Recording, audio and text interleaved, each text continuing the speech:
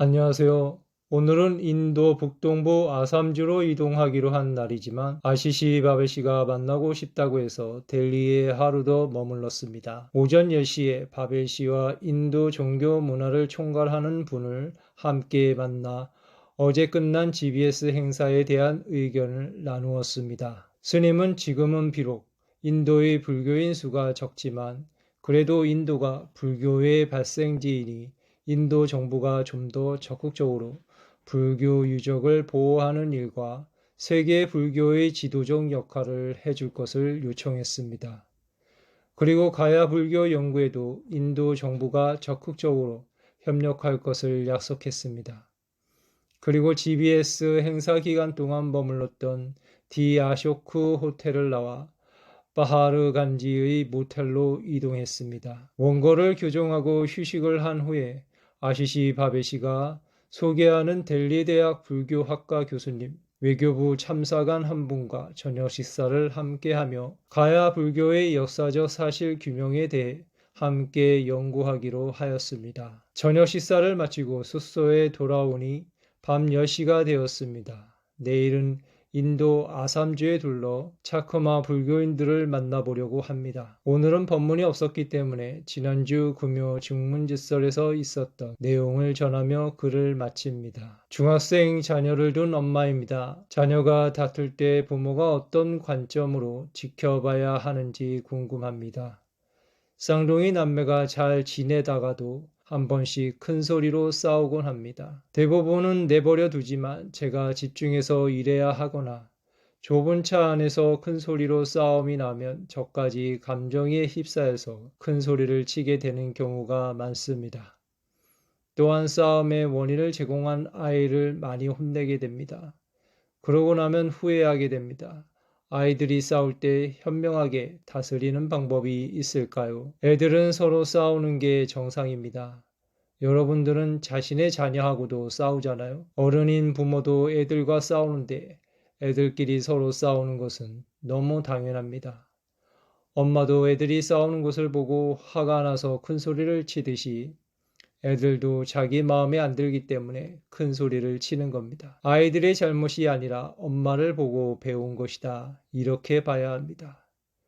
아이들이 안 싸우기를 원하면 아이들이 어떤 행동을 하든 부모가 큰 소리를 치지 않는 자세를 가져야 합니다. 그래야 아이들이 싸우지 않을 가능성이 큽니다. 애들이 자라면서 서로 의견이 달라서 갈등을 일으키는 것은 자연스러운 일상 중의 하나입니다. 너무 큰 문제로 보지 않아야 해요. 엄마가 보기에는 애들이 서로 싸우지 않았으면 좋겠죠. 둘이 다투니까 내가 기분이 나쁜 것이지 큰일은 아닙니다. 그러나 싸우는 정도를 살펴봤을 때 한 명이 폭력을 행사했다면 둘 다 똑같은 책임이 있다는 식으로 접근하면 안 됩니다. 먼저 폭력을 행사한 아이에게는 이유가 어떻든 폭력으로 문제를 풀려고 한 것에 대해 벌을 줘야 합니다. 가령 지금 우크라이나와 러시아의 전쟁에서 누가 더 옳으냐 하는 것은 우리가 알 수가 없습니다. 서방 쪽 입장을 들어보면 러시아가 아주 극악무도하고 나쁘지만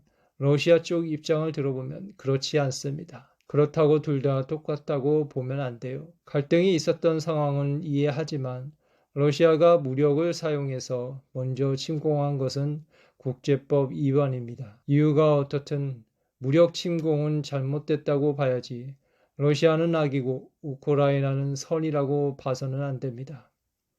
상황을 자세히 들여다보면 무력 충돌이 일어날 수밖에 없는 여러 요인이 있었습니다. 그러나 아무리 갈등이 있더라도 폭력적으로 문제를 풀려고 하는 것은 잘못된 것입니다. 마찬가지로 한 명이 폭력을 먼저 행사했다면 그 아이는 야단을 치고 벌을 줘서 다시는 그런 행동을 하지 않도록 해야 합니다. 어떤 이유가 있었다 하더라도 남의 물건을 훔치거나 뺏었다면 잘못된 행동입니다.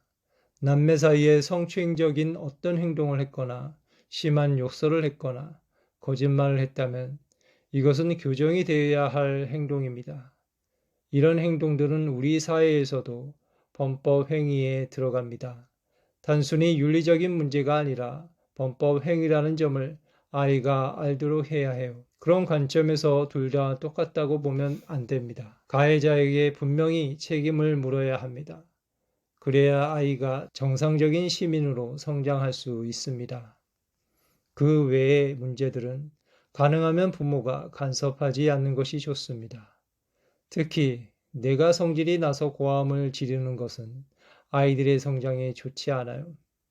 서로 둘러앉아서 이런 문제를 어떻게 해결하면 좋겠느냐 하고 대화를 해가면서 서로 이해하도록 하는 것이 필요합니다. 그렇게 하기가 쉽지는 않습니다. 그러나 그렇게 해 나가도록 노력해야 해요. 부모가 습관대로 고함을 치고 야단을 치게 되면 가해한 쪽에서는 자기가 가해한 것보다 더 큰 야단을 맞았기 때문에 억울한 생각을 하게 되고, 내버려 두게 되면 피해를 받은 쪽에서 억울한 생각을 하게 됩니다.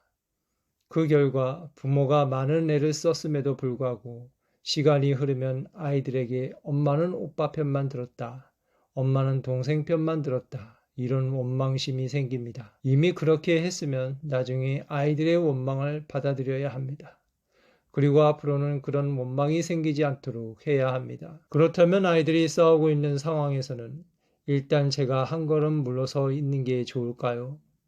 싸움이 사그라들고 아이들이 차분해진 후에 잘못된 행동들을 바로잡아주는 것이 좋을까요? 보통은 서로 의견이 달라서 싸움이 일어나지만 자신이 갖는 정당성을 제3자에게 보여주기 위해 더 큰 싸움이 일어나는 경우가 많습니다. 그래서 큰 문제가 아니다 싶으면 그냥 그 상황을 피하는 것이 좋습니다. 예를 들어 차를 타고 가다가 아이들끼리 싸움이 일어나면 일단 차를 세웁니다. 아이들이 왜 차를 세우느냐고 물으면 너희들이 다투기 때문에 엄마는 위험해서 운전할 수가 없다라고 말하면 됩니다. 또 집에서 아이들끼리 싸움이 벌어지면 엄마가 조용히 자리를 피해버리는 것도 좋죠. 폭력을 행사하거나 욕설하는 경우를 제외하고 일상에서 티격태격하는 정도는 엄마가 자리를 피해버리면 싸움이 시그라듭니다. 아이들은 서로 싸울 때에 엄마가 인지하지 못하는 상황을 엄마에게 일러바치면서 시비를 가려달라고 하는 경우가 많습니다. 그런 경우에는 그 이야기만 믿고 판단을 해야 할지, 아니면 앞으로 그렇게 하면 안 된다고 하면서 타일로 줘야 할지 고민이 됩니다. 한 아이가 피해를 당하였다고 말하면 일단 공감하면서 들어주는 것까지는 합니다. 그러나 네 말을 들어보니 다른 아이가 나쁘구나 하는 식의 말은 하면 안 됩니다. 그것은 나중에 양쪽의 말을 모두 들어본 후에 판단해야 할 일입니다. 예를 들어 A와 B가 서로 싸웠다고 합시다. A의 이야기만 듣고 B에게 질타를 하면 B가 억울해집니다. 반면에 A가 이야기를 하는데 그 말을 믿어주지 않으면 A가 억울해지죠. 그래서 일단은 이야기를 잘 들어줘야 합니다. 네가 힘들었구나 하고 들어주고 공감을 해줘야 합니다. 공감은 하되 그래서 B가 나쁘다 하는 식으로 말을 해서는 안 됩니다. 왜냐하면 실제로 그런 일이 있었는지는 알 수 없기 때문입니다. 그것은 상대편의 이야기까지 다 들어봐야 판단할 수가 있습니다. 평소 아이들이 하는 행동을 보면서 제가 어떻게 아이들을 도와줘야 할지에 대해 고민이 많았습니다. 그런데 오늘 스님 말씀을 듣고 나니 일단 제가 어른답게 행동해야겠다는 생각이 들었습니다. 스님의 말씀을 직접 적용해보고 점점 나아지도록 하겠습니다. 어미개는 새끼를 여러 마리 낳아서 키웁니다. 새끼들끼리 서로 싸울 때 어미개가 새끼 키우는 것이 너무 힘들어서 못 살겠다고 불평을 합니까? 지금 질문자가 처한 환경이 어미개보다 못합니까? 어미개보다는 제 상황이 낫습니다. 그런데 왜 질문자는 힘이 됩니까? 먼저 내가 행복해야 합니다. 특히 아이를 키우는 엄마라면 더더욱 행복해야 해요. 엄마가 행복해야 아이들이 행복하기 때문입니다. 엄마가 아이 키우는 것을 힘들어하면 아이들도 힘들어집니다. 아이들끼리 일상적으로 싸우는 일은 별일 아니라고 생각해야 해요. 그러나 싸우는 정도가 범죄 행위에 해당하면 아이의 장래를 위해서 바로잡아 주어야 합니다. 그 외에는 간섭을 하지 않는 게 좋습니다. 네, 감사합니다.